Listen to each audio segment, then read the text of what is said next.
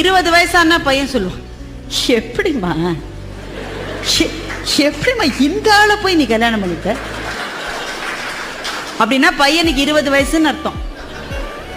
30 வயசான பையன் சொல்லுவான், சார் நான் எங்க அப்பாவோட பேசுறது இல்லை சார், நான் என்ன செஞ்சாலும் தப்புங்கிறார் சார், அவரோட நான் பேசுறது. அப்படின்னா பையனுக்கு எவ்வளவு வயசு?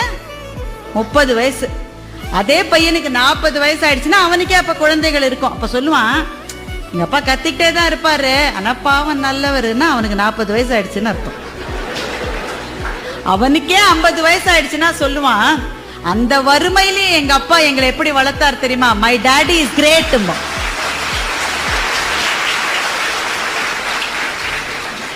எங்க அப்பா கிரேட்னு 5 வயசுல சொன்னது சார், திரும்பி வரதுக்கு 45 வருஷம் ஆயிருக்கு பாருங்க. இதுதான் மாற்றம்.